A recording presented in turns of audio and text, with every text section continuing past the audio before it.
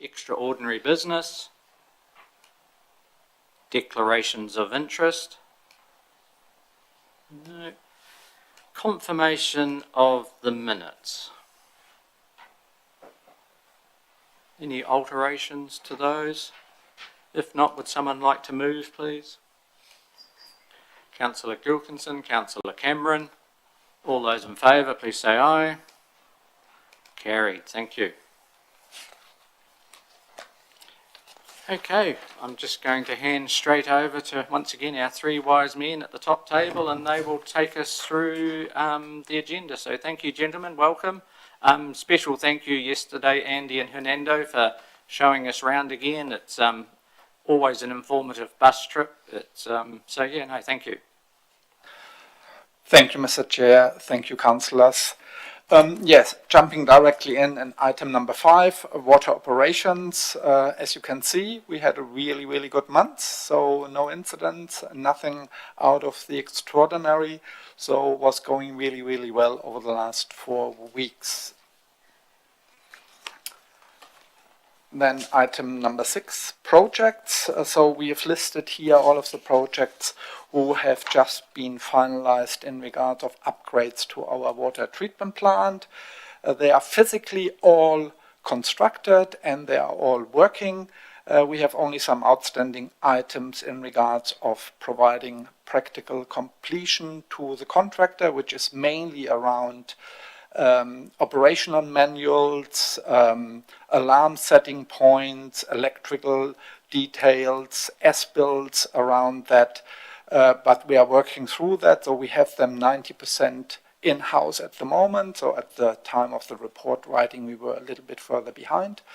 And this will be finished over the next 4 weeks, so that we can provide really technical completion and practical completion to all of the projects you have here on the list in relation to the water treatment plant upgrades. Thank you. Just have a question from Mayor Liz. Thank you, through the chair. So just on the installation of the smart meters in Rakaia, did we know that some of those would be in poor telecommunication spots? Yep. I seem to remember that we were looking at a different provider than... No, we were fully aware of that. Yeah. They have done some testing in advance, and we are now, this is part of their costing and of the exercise in regards of that trial, to put antennas underneath the lid at the moment, which provides a better reception in regards of that. And this is what we are working through at the moment. Councillor Wilson. The Timberwood Bore feasibility assessment report. When will we get to see that report? Yeah, so it's in draft at the moment, just being reviewed by officers. The intention would be to bring that report to the next meeting as an appendix.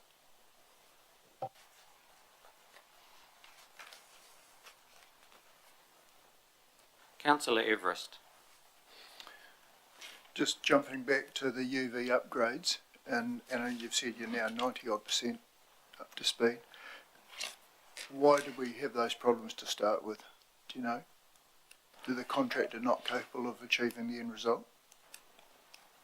Really, really good question. So it's always from some of the contractors really an issue to get the final documentation in hand after the practical physical work is done, and we are working closely with that contractor specifically to get that in time in the future. And this is an ongoing discussion, but they have really massively improved on other projects already in the past. Thank you.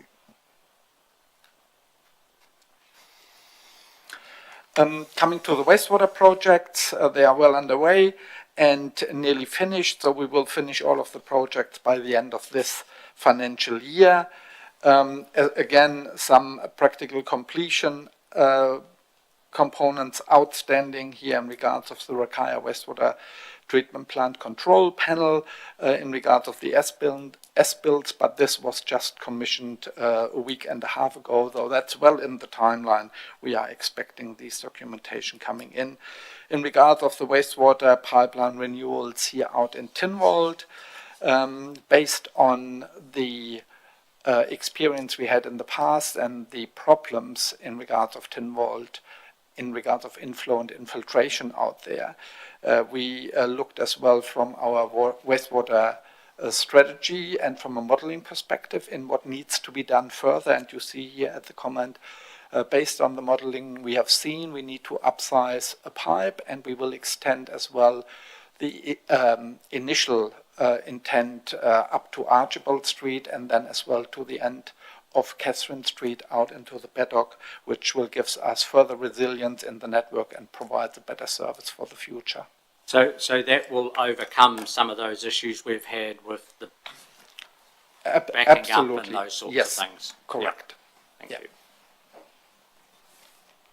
Councillor Wilson. The Ocean Farm pole-mounted sprinkler trial, is there a, is there a project scope and, parameters put in place for that rather than just, because obviously we were down there yesterday and we saw the ground sprinklers were putting poles in. We just want to understand there must be some documentation around what we're trying to achieve and the parameters are there already. Yeah, through the chair. Yeah, we can share the documentations with you as part of this report.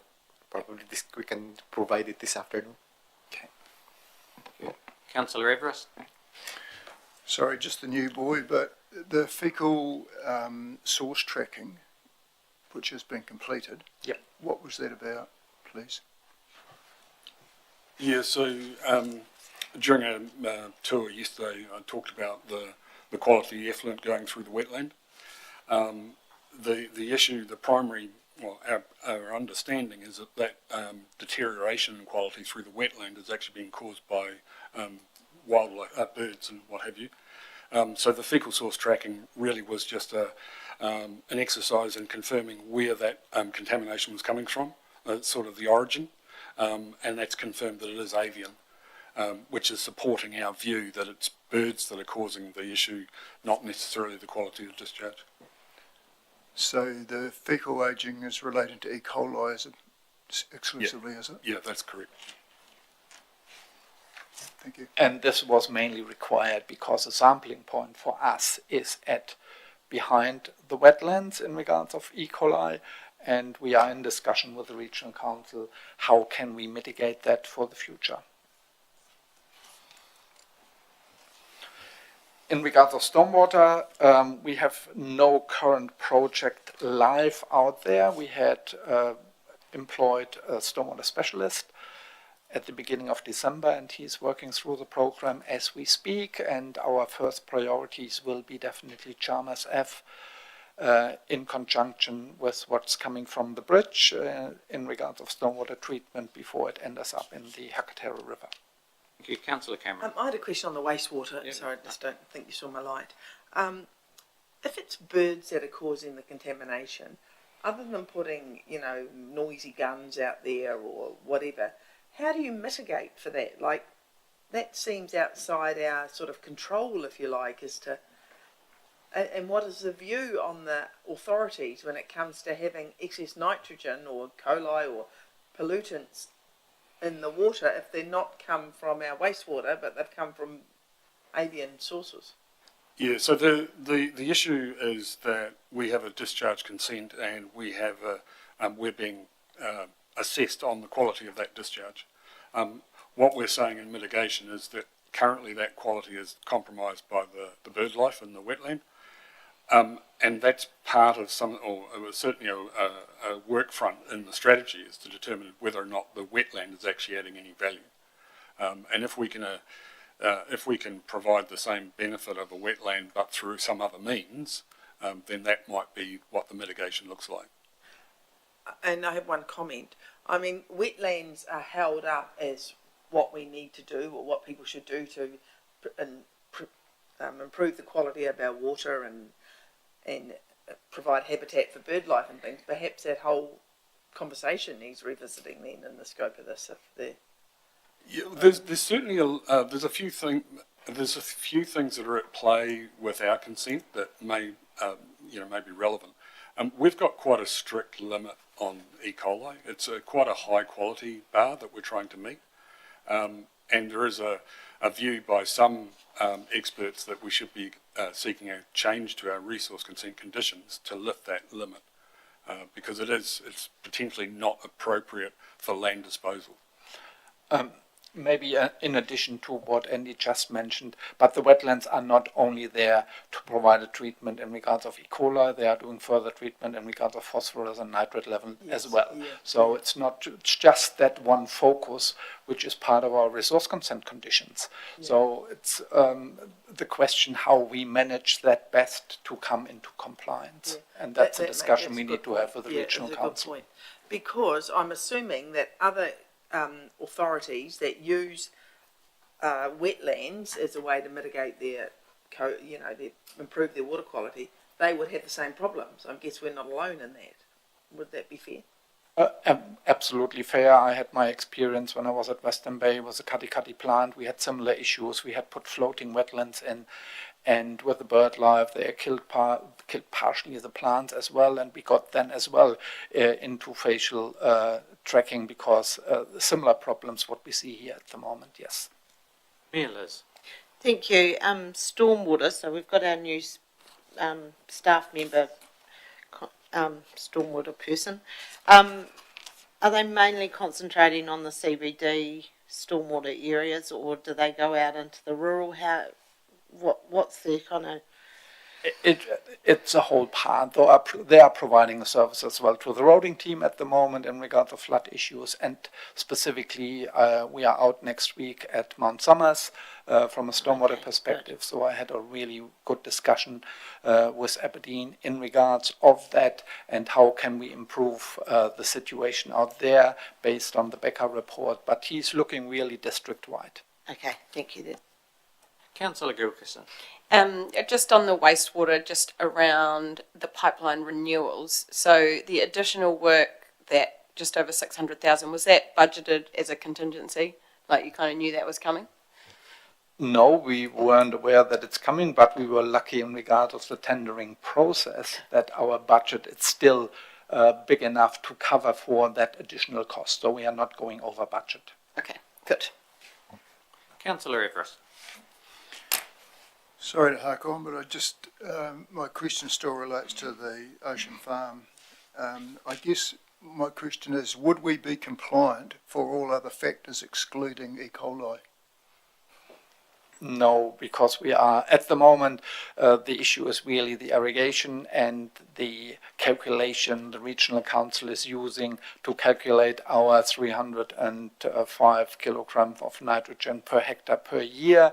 Normally the 265 hectare we have in place, and the irrigation is not covering the whole area, though they are using a less area, which is really the case when you see how the sprinklers are performing.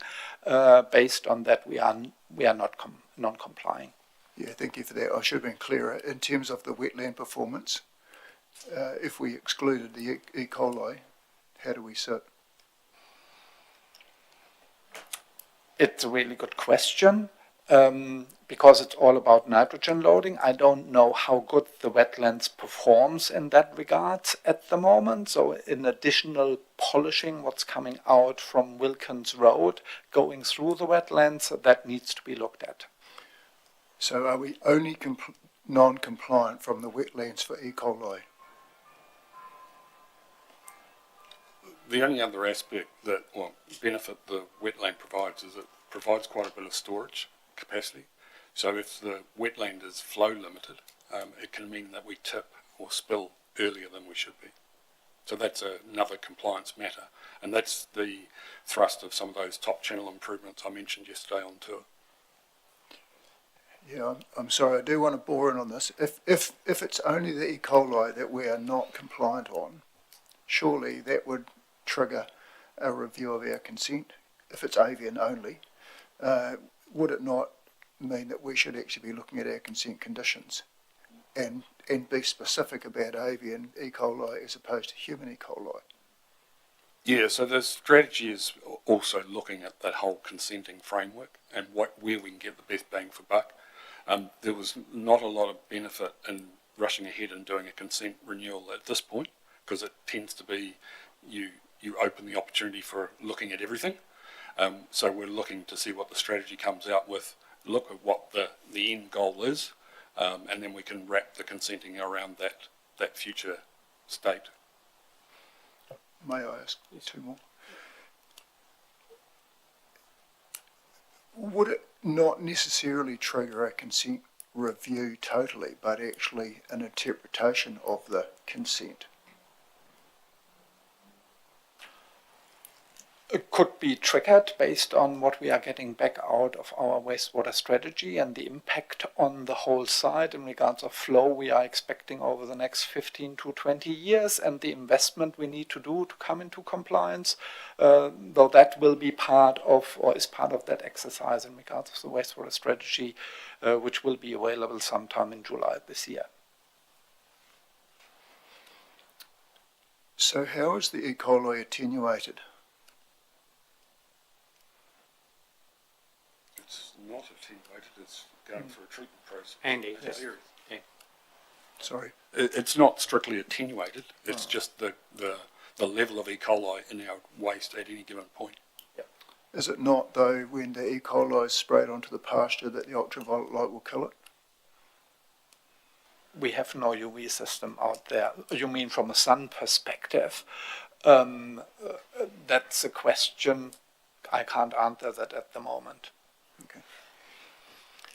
So just to clarify, when you do your whole strategy, which you've just said we're going to get in July, this side of the wetlands and the E. coli problem, you will be looking for solutions within that strategy. Correct, yes.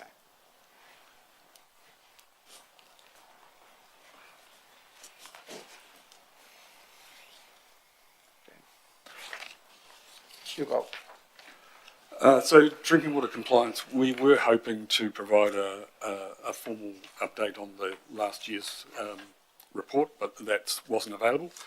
So this reporting is simply a repeat of last month's report. Councillor Cameron? Thank you. Through the chair, thanks, Andy. When you look at the assurance rules, they've changed the risk, and you can, on 10th of November, Te Mata ROI open consultation on the proposed changes to the drinking water assurance rules, so that they take on board the risk of the source. Have I understood that correctly? Yeah, sorry, I'm not quite sure on that. I have to get across that. They are looking at the moment in regards of that. I was yesterday in a discussion and a presentation from Te Mata Arawai, so I will report back on that one at a later stage under local done well and local water done well and the water services delivery plan. So I will report back on that. May I ask a subsequent question? Will we consult on that? Will you put a submission into that consultation? We have done that already last year, and this was part of I can give you some more detail later on, and I would love anyway to provide some further insights coming out in April and May, because Te Mata Arawai is currently considering all the submissions they got, and they gave us a quick update yesterday, but I don't have the slides handy, but I will have it per hand at the next meeting. May I make one more comment? Yes. I understand that our UV filters have gone on recently on our water sources, or water supplies, if you like, because to detect and eliminate protozoa contamination in our water. Yes. And I understand we have deep water bores, so our protozoal contamination would be arguably very low, if at all. So is this implying that water treatment levels to the level of the risk, to the source water risk while maintaining solid, would that be something that you would bring up in consultation? Because do we need, I mean, are they sort of softening their rule on one size fits all, I suppose is my question. Though they have various rules in place, and they were consulting on level 3 in regards of the drinking water quality assurance rule, and this is mainly around supplies are bigger than 500, and we are required to put a multi-barrier approach in, and with the UV system and our chlorination we have the multi-barrier approach, and that was a requirement in the past we needed to achieve. Yes, I understand. I completely understand and accept that as per our water services delivery plan. My question relates to if they are going to try and match the treatment levels to the level of the source water risk. Perhaps that, I don't know. I mean, that was just my question. I will wait to see if they. Do you understand what I'm saying? If the source water risk is of low risk. Yep. Yeah. Okay. Do you get what I'm saying? Yeah. Thank you. And I was just going to say, we've got a presentation from Taumata Arawai next Wednesday morning, so possibly could ask a few questions. Because, can I comment? Yes. You know, like the supplies that we put on places that we need to, you know, cemeteries or halls, you know, we're This doing is that greater project. than 500. Yeah, oh, this is greater than 500, yeah. But you would think it would extrapolate to less than 500, Wow. yeah. Mr. Chair, this is about public supplies. This is our obligation as the supplier of safe drinking water. And I don't think there's any suggestion in these rules, Ulrich, that they're backing off the double barrier treatment. All the UV things that we've put in are not going to become redundant because of this piece of work. No, they will. This will be a full requirement, and maybe some more stringent requirements coming up. So we had yesterday some discussions around costs implication to it, but they haven't made their final call on it. But maybe as per Mayor, the webinar with Taumata Arawai next week will help on that. Just, will you be present here for that meeting? If Yes, we then, thank I you. have it in my calendar. Yeah. Thank you.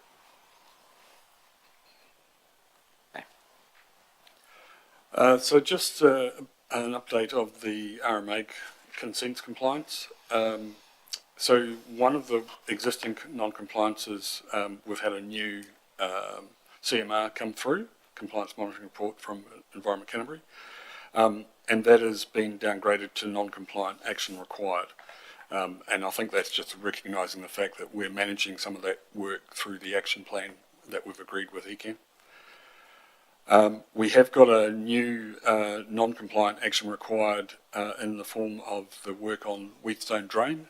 There's been some erosion there during some recent storm event, and Environment Canterbury have basically saying it's something for us to address under our consent. Just photos were sent through this morning of that drain. I don't know if everyone got the chance to see those, but they came through this morning. Yeah, so I did mean to include them in the agenda, but they were omitted when we were compiling. So we'll be working on what that looks like. Our stormwater engineer's been assisting with a solution that we're proposing to ECAN. ECAN have provided some feedback on that, so we're just going to finalise what that looks like. We're trying to get some latitude to do the work in the third quarter so that we can look forward to additional budget out of next year. And finally, the stormwater network, non-compliant, no action required. That one is just recognising the work we've done on the stormwater consent, and it relates to that risk management framework that we had to do. Councillor Everest. Mr Chair, do we pay rates to ECAN on the Ocean Farm property? I would assume so, but we do, Andy. I would assume so, yes. We'll get clarification for you, but I'm sure part of the rates form there will be the ECAN rates included in that. So, Mr Chair, if that's the case and there is already a rate for ECAN for the drainage district, why are we being charged to repair a drain that is ECAN's responsibility? Yeah, so when Ocean Farm was established, there was a realignment of Wheatstone Drain. So the original course of Wheatstone Drain used to pass through the Ocean Farm site before it was constructed. As a result of making that diversion and change, we now are responsible for that segment of the drain. It's unfortunate, Mr Chair. I would have thought that normally when drains are realigned within ECAN's rules, that normally they will receive responsibility providing you complete the work as agreed. I wonder whether we should go back to ECAN and ask for a rate removal for that drain. Why would we be paying drainage rates if we then have to do our own repairs? Seems ridiculous.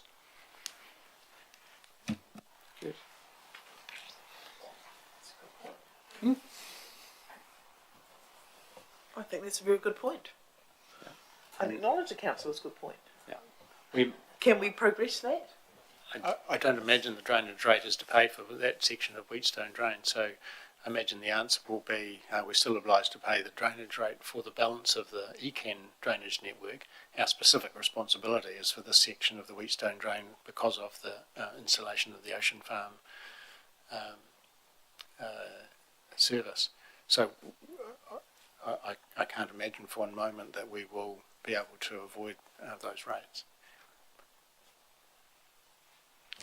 Councillor Everest? With due respect, nothing ventured, nothing gained. No, yeah. We'll try and think of some way of following that up for you. On the financial front, Sorry, Councillor Gilpin. I was just going to say, Councillor Everest, would you like to follow that up with a motion? No, I don't need to go to the toilet. Oh, I'm sorry. Yeah, it's a very good point. I will just think about that. Thank you.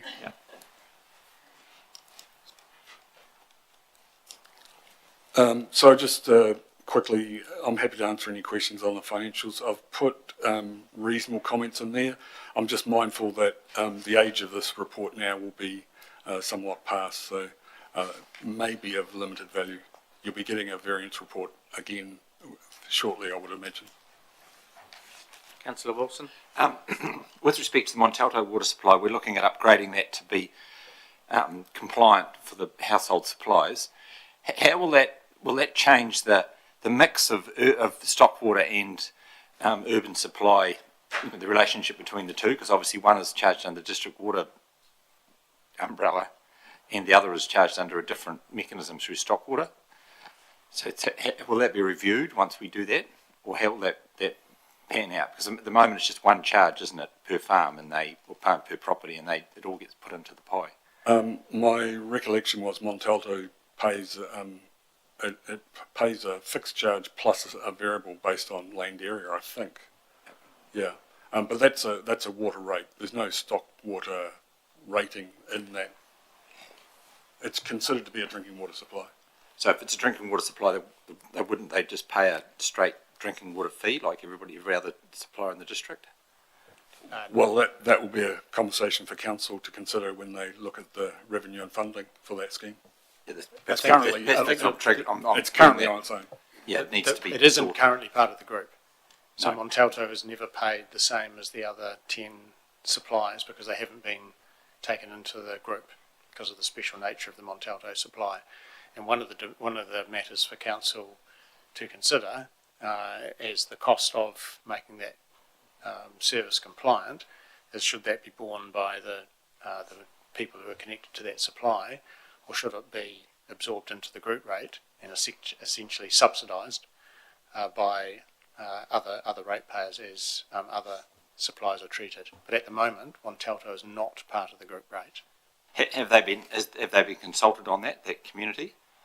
There was some conversation with them. Of course, it's a massive advantage to them to be regarded in the group rate. So we could consult, and the answer will be yes, because the cost will be borne by a much larger group of people and will be considerably less if they are inside the group. That's what's concerning me. So just to clarify that, so we're looking to spend quite a considerable amount of money on that scheme. So that cost would be borne by the people in that scheme. Currently, yes. So before we spend that money, wouldn't we be talking to them so they understand what they're in for effectively? You know, we have done an amount of that, and the costs outside the scheme are extremely high for that small group of ratepayers. But they aren't paying the group rate. They're not part of the group at the moment. What I'm getting at is I understand some of the people in that scheme are doing it for the community good. They have alternative supplies, but they're in the scheme for the community good as it was, to help ensure the integrity of the scheme. But if the price goes up substantially, naturally they would look at it and they would question whether it's for them. So I'm just trying to understand, because I note that when we did a similar scheme, the Methven Springfield scheme, we had projections of a huge uptake, but I'm sure some of those people will have maybe gone to alternate supplies to reduce their costs. So I'm just concerned that the same thing could happen here. Yes, it's a very difficult iterative process. That our obligation as the supplier of safe water is to make that water supply compliant. So that's our obligation, and it is a very high cost for a very small group of people. So how all those things are dealt with as part of the final decision-making process. Councillor Everest. I have a motion to offer, but just to follow on from Councillor Wilson's questioning, if we were to have Montalto 1 and Montalto 2 water supply, does that change the rules in terms of the number of people that are then supplied? I don't believe so, because we are the supplier. So we're obliged as the supplier to supply the safe drinking water. No, sorry. My question was if the number of people involved is then split into two on two different lines, does that change where our obligations sit? I think it's physically one supply at the moment. Yes. So breaking it into two will require an engineering assessment of the infrastructure required to do that. It is currently one supply, and is there 34 households connected, I think, and the Tamataroi limit is 25, and it's a shame that it's not 35, but it isn't, and so we have to deal with the reality of both the rules and the supply on the ground. So I come back to my question. It may be better for us to provide two supplies than one, to follow Councillor Wilson's question. Look, let's think about this rather than just go head first into a hole. Maybe can I suggest we wanted to go into a workshop at some point of time anyway with you around all the options. We want to discuss with you what can be done for Montalto. So I think it would be worthwhile to give us a chance to prepare that based on additional information we are getting out of the trial, and then coming back to you in May with really active costs, how the trial was successful, not successful, to find then the final solution. Apologies, No, I accept your absolutely explanation. fair question. Thank you. May I move a motion, Mr Chair, that the council request the officers to seek clarification from ECAN as to why we would be paying for a drainage maintenance fee on our Ocean Farm property, while we are also paying drainage rates to ECAN for managing this work. So that recommendation will have to go to council and then be ratified there. It has to be passed here first. Yes, no, yes, yep. Sorry? Sorry, Heather, did you get that? No. I'll write it out and I'll bring it to you. Thank you. So hang on, I'll just get it reread again and then I'll take your second, just so everyone gets it.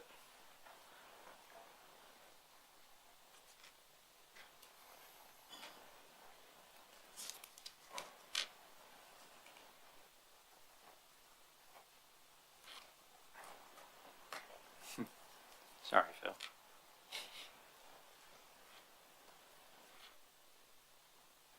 We had a workshop on doing this last week, you see, so you're the first meeting since.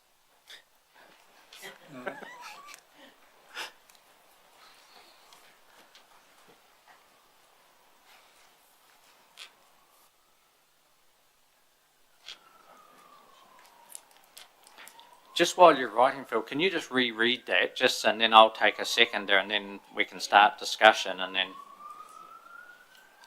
I certainly can. Thank you. My motion was, council request the officers to seek clarification from ECAN as to why we would be paying for drainage maintenance on our Ocean Farm property when we are also paying drainage rates to ECAN to manage this work. Thank you. Understood. You're happy still to second, Councillor Cameron? The seconder, Councillor Cameron. Any questions on that motion? Debate? Oh, Phil, can you just turn your light off, please? Thank you. I just wanted to clarify, Phil said work, but it's likely that ECAM would rate us for the waterway and the management of the waterway rather than they'll work.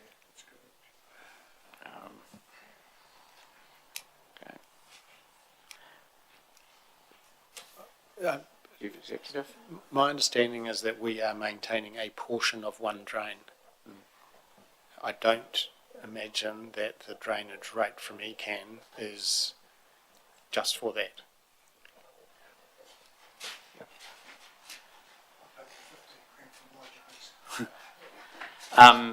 If this passes, obviously then it will go to council for more debate, and there will be some extra information then from staff, and we'll go from there. So, any debate?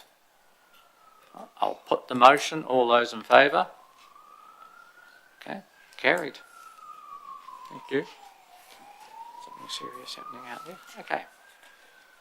Thank you for that. Coming to item 10, procurement. At the moment, we had one active tender out on the market.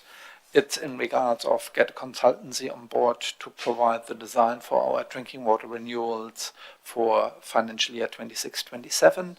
We received 5 tenderers, or the tender was closed last Friday, and we are in the way to evaluation of that tender, and we will come back to you at the next meeting with the outcome of that. Okay.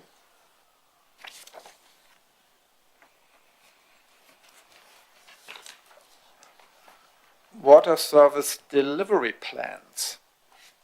So, as per the water service... Sorry, Councillor Kilkinson. Sorry, just going back to the contracts awarded. So I see that the consultancy services for the MBBR project that didn't go out for tender because of the tight time frame. Can you just give us a bit of commentary around why that was? Because it's quite, I mean, it's significant. It's absolutely. We didn't go out for tender because the requirement for us is to provide a treatment plant or an MBBR, what we are looking for at the moment by the 1st of July 2027. And with a delay in regards of getting signatures from Ashburton Meat Processing into the document and get the first amount of money into our account, we haven't started any process because we were not, the money was not secured and signatures were not secured on the document. And there are only really limited people in the country who can do that work. It's just really an art in regards of providing that service. And out of my experience with that person we want to put forward here, he had the experience, the knowledge in the country in regards of other MBBR plants who was working and who are not working. And I think it's essential for us to provide a service here for the community in the future, which is working. And this is why we went that way and not going out on an open tender. So 2 parts. One is a time frame, the time frame. The other one, get the right person on board. Mm. Can you, sorry, just remind me the acronym MBBR? Microbiological batch reactor. Okay. Something in that direction. We'll test you on that later. Okay, thank you.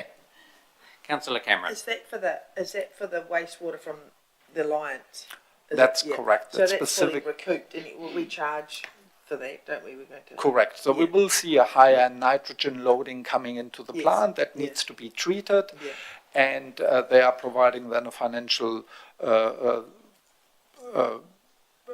money to us to do that. That's right. Yeah. Thank you.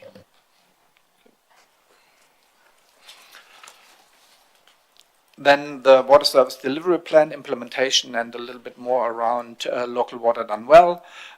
We are in a good shape at the moment. As per the water service delivery plan, we were asking to get 4 new people. 2 were already employed last year. That was a stormwater engineer and the 3 water data analyst, and they are really doing a really good job. So we are so far really happy to have them on board. The next phase is to get a financial business partner or an advisor into the in-house business unit specifically to help us to ring fencing the financial side of the business. And I think that's an important part. We need to start early enough to do that setup. We are working closely at the moment with the financial team. There will be as well some resilience in place from that person, though that the other person, as well a financial business partner in the finance team, they will share the load if someone is away, so that we have all the time someone who is able to provide the service to us. Really important part. Is that advertised now, is it? Is it on the... Will go out this week, it's my understanding. Excellent. And will that person then attend these meetings once they're on board? So if we have financial questions... Without a doubt, yeah, we can definitely bring that person in. I would answer possibly. We would like the management of the business unit to have knowledge of the financials such that they would probably be able to answer 90% of your questions. Okay. But if there was a need for, really specific, detailed answer, then perhaps that partner can be there. But our general approach is to have managers across their budgets. I think one of the things that we saw yesterday at ACL, the way in which their accounting operates for their 18, I think, business divisions, was a really good insight to the sort of state we need to get to for the in-house business unit, where they're running both P&L but balance sheets for each individual business unit within their operation. They've got 18 of them. That's the sort of approach that we need to develop, for the internal business unit for water. Thank you. Councillor Cameron. Thank you, through the chair. I actually, to the chief executive, was also very impressed with that, and I thought that gave some really good clarity as to where the what the overheads were with each business unit and how it's been managed. My question to the team at the end of the room is, I see through this report there are unders and overs, and they sort of are coming out about right, but there might be a shortage in funds for a 12-month period sooner or later, or this year or next. How are you going to guarantee the rigour around your forecasting? Because we're in an area of tight rates, and water services is as we've been reminded repeatedly, ring-fenced, but we don't want you guys coming back and saying, oh, sorry, we need another $500,000. We want really good, reliable, good forecasting. So that's absolutely our commitment to the Three Waters Committee and the council, to get to that point where the data is completely accurate, and you can utterly rely on it. I think the issue always for infrastructure, though, is the reality of the work program.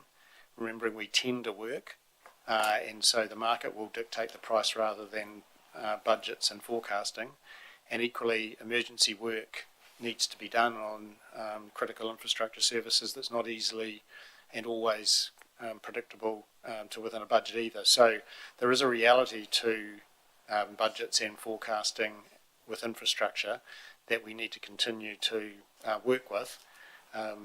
But yes, we would like to get to that point as well, isn't obviously the intention. And if I may make a comment, please, Mr. Chair, I think that's important, but I think it shows you to undertake the work in a timely fashion when you get the estimate or the price, get it done, so the inflation and all the rest of it is minimised as much as possible. We're entering a new world, aren't we, with rates capping and things. Yeah, this is outside the rates cap, remember. I know. This doesn't. But there's also emergency services for roads, and there's also emergency services for a whole lot of other stuff that will need sort of contingencies as well. So. But everything to do with water is outside the proposed rates cap.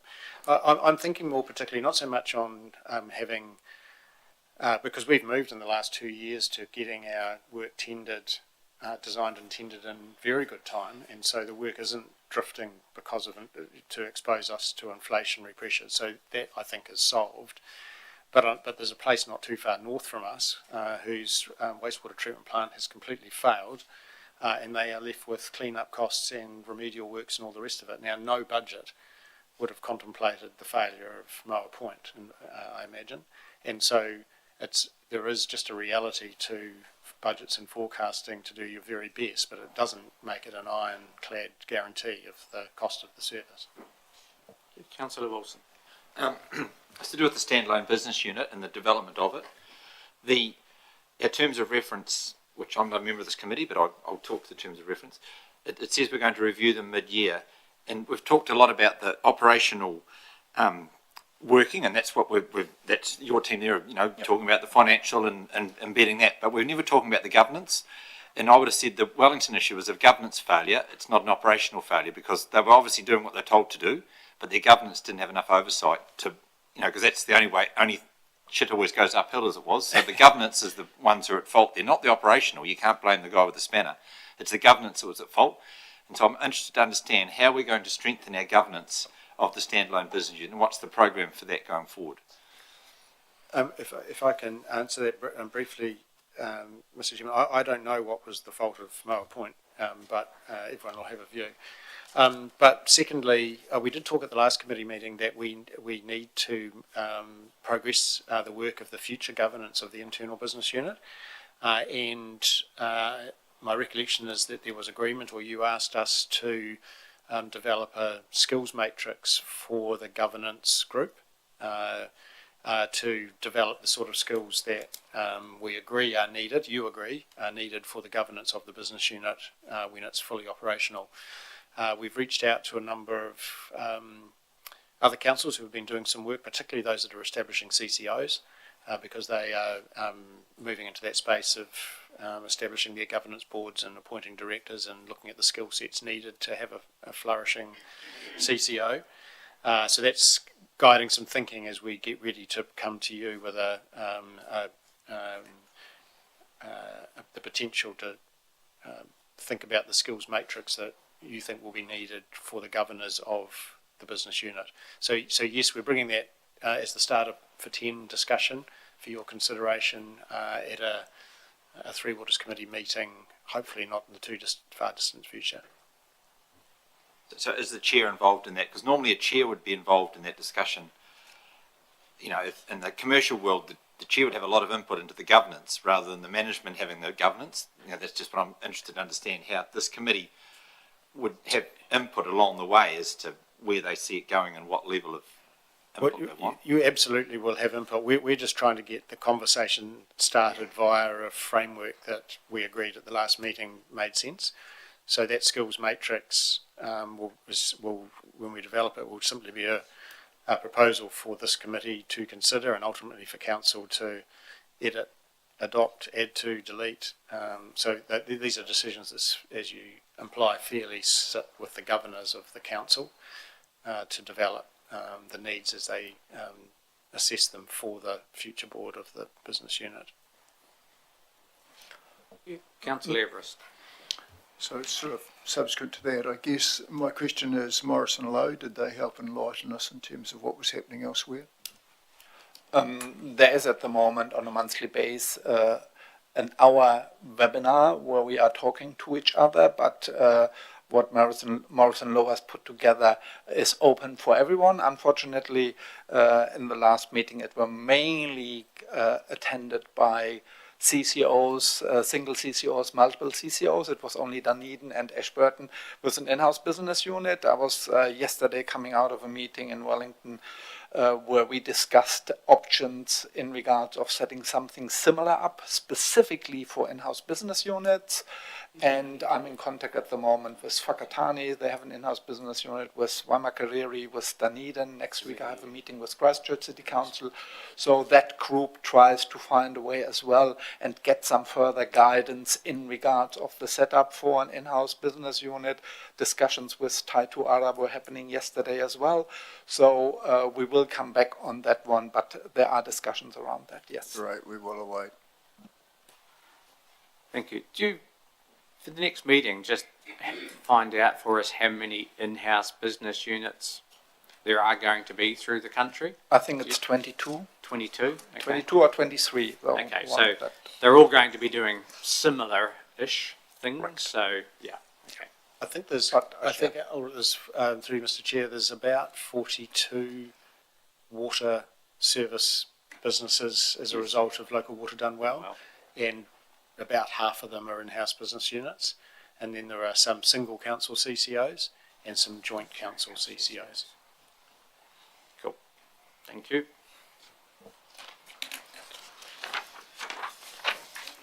Yeah, in addition to that, we sorry, have... Councillor Maxwell. Just one, in terms of when you're looking at your governance and bringing things together, and I'm going to assume the in-house team will you will also take into consideration that the governance team has a good understanding of their obligations to the ComCom. As I say, we'll bring you that skills matrix as a draft starter for 10, and the skills that council requires for the governing of the business unit will be the council's to ultimately resolve. Yeah, in addition to that, we have really got meetings internally in regards of how can we set ourselves up for success in regards of working on the water services strategy and with the other departments, and specifically with finance in regards of ring fencing. So that's an ongoing work what we are doing. In regards of information disclosure, we had just over the last 2 days meetings with the Commerce Commission, and the information disclosure is effective now from the 27th of February. It's mainly under the cover to shine light on the performance on all of the councils throughout the country, as well maybe a little bit of a benchmarking around that. The Commerce Commission is currently working on some templates, which will they publish throughout the next 2 months, and they are taking mainly a staged and the wording there use proportional approach in regards of what they require from each of the councils in the country. So there you will see more coming, and I will present that at the next meeting. We had discussions with Tomata ROI, with, for example, Sarah McFall. She is head of systems and strategy and performance. She gave an update in regards of wastewater environmental standards, the national engineering design standards, where we were hoping to get that already on board last year. Will not happening. This is round about a couple of years out, because cabinet needs to discuss on that, and they won't have that available this year before the election. So this is out for another 1.5 to 2 years, similar to the infrastructure design solutions. Further on that, Jim Graham, the Chief Advisor of Water Science, provided an update. That was a discussion we had at the start in regards of the drinking water assurance, quality assurance rules on level 3, and they are going through the submissions as we speak. He gave a little bit of an update. I will share that with you at the next meeting, because I don't have the slides handy at the moment. The main part is they will come out with a final approach on that by end of April, and with a start date under the new requirements and rules by the 1st of July 2027. Though that was coming out of the discussion yesterday. As mentioned before, there was a discussion, maybe not a big one, but a discussion in regards of costs, because they are looking as well maybe around pressure monitoring in the system, and a lot of councils don't have that in place. We are lucky, we have that. We have in total 4 water pillars in our network, which provides readings in regards of free available chlorine, pH, pressure, and turbidity. In saying that, out of that discussion yesterday, and I shared that with some of the other councils, there's a big interest at the moment on the work we are doing. Maybe on other good notes as well. We have a septic receiving station. I think you were yesterday on Wilkins Road wastewater treatment plant. Other councils looking to us at the moment as well, because it's working good here. Other councils, they have some issues, so they are using now the same approach. And in regards of wastewater relining approach, another good, we get approach from councils who are asking, you are so successful on that, can you share some documentation, what are you doing? And not a topic around Three Waters, but similar on our landfill cover project, we are getting as well approached by other councils. So only to share that with you, we are doing a really, really good job, and I wanted to share that with you as well, that other councils looking at us, what we are doing here. That's mainly from me. Thank you. Charge them plenty. Oh. Okay. Any further questions there? Just in the photo gallery, there's a photo of trees being trimmed along Mill Creek. What budget does that fall into? Is it stormwater, stock water? Yeah, so who bears the cost of that maintenance work on Mill Creek?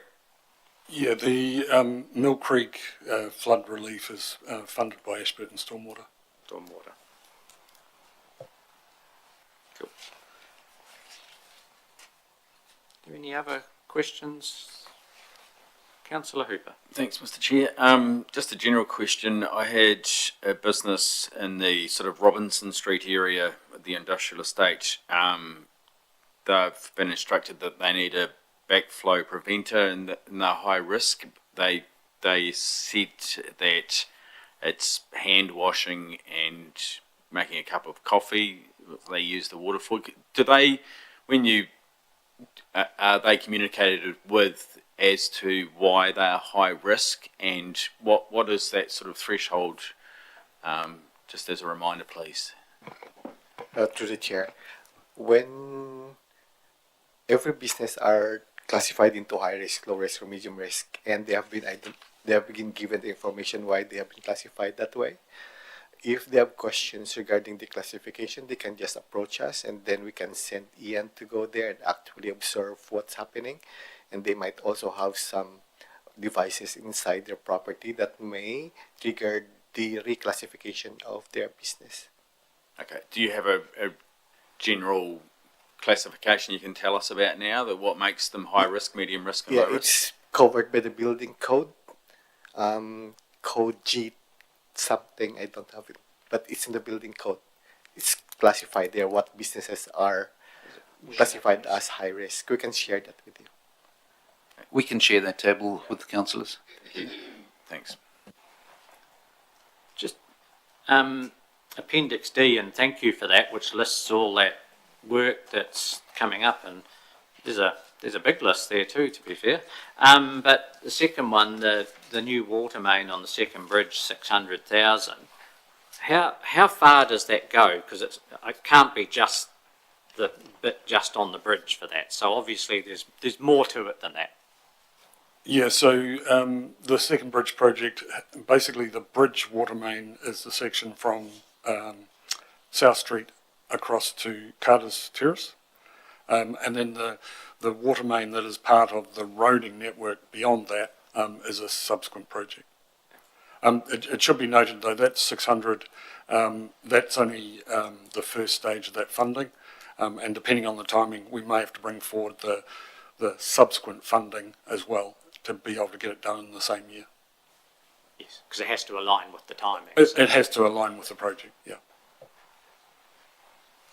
Sorry? I wonder, Andy, whether you can reflect on the total cost of that work, if 600 is only the portion.